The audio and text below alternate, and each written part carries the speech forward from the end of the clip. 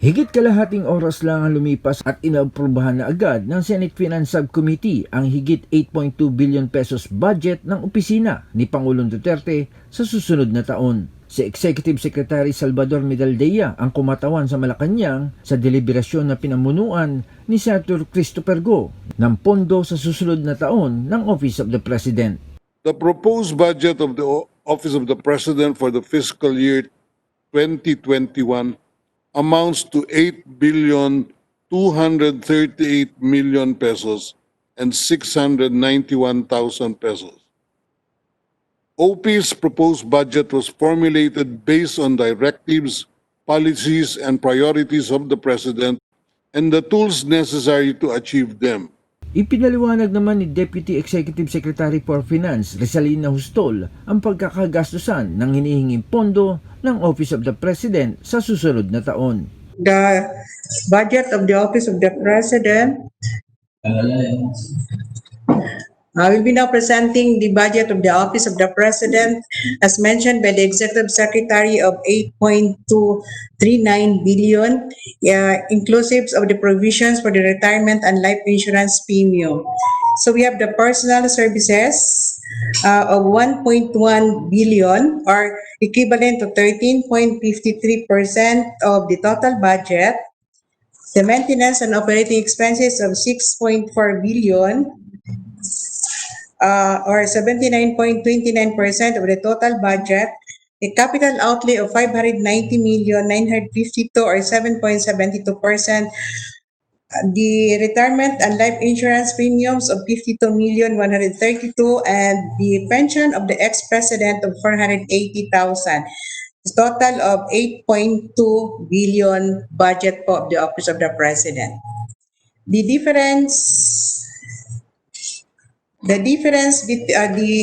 increase po ng the increase of the personal services, which is 3.42%.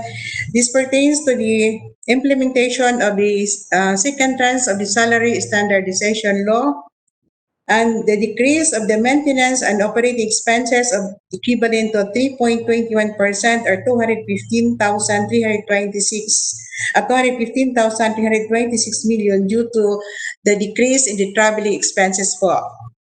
And the increase of capital outlay, or shall we say the total capital outlay provided for this year is only 590 million. This will be used for the land acquisition of the Laparal Mansion. Samantala, ang Presidential Management Staff naman ay humingi ng higit sa 715 million pesos para sa kanilang mga gastusin sa 2021. For the year 2021, Mr. Chairman, Your Honors, our proposed budget as approved by the DBM is at 715.649 million. Just an 8 million increase over the current years. Matapos ipaliwanag ang pagkakagastusan ng hinihinging pondo ng PMS, nagmosyon na si Senator Sani Angara, ang namumuno sa Senate Finance Committee, na aprubahan na ang budget nang wala ng tanong-tanong. I have no questions, Mr. Chairman. I'm just here to support, and I'd like to associate myself with your introductory statement earlier. And I concur that the pandemic, COVID-19, has placed added demands on chief executives and their staff. It's made it very difficult to respond in real time. And of course, we in the legislative are here to support, as we did in Bayanihan 1 and Bayanihan 2.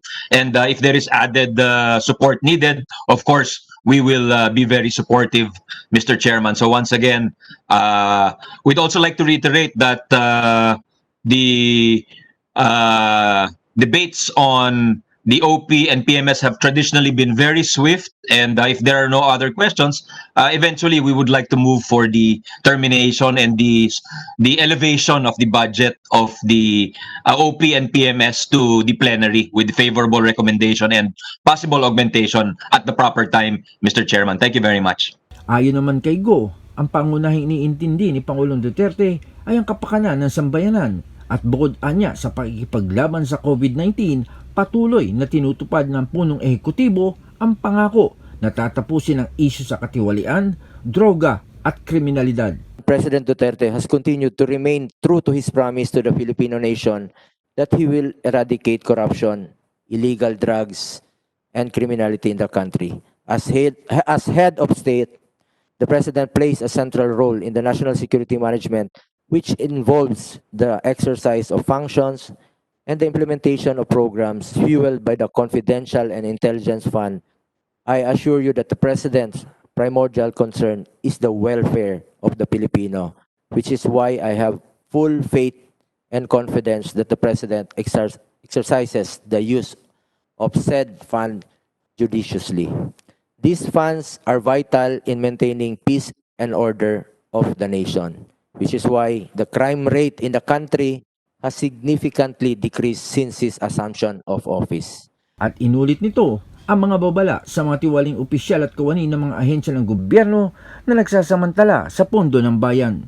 Mahiya naman kayo, ang kakapal na mukha nyo, pag hindi kayo umayos at tumigil, talagang yayariin po kayo.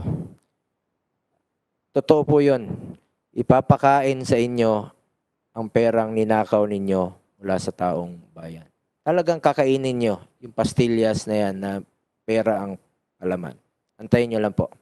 John Scosio, Radyo Inquirer, 9:20. Bayan nagtatanong, mamaya nag-uusisa.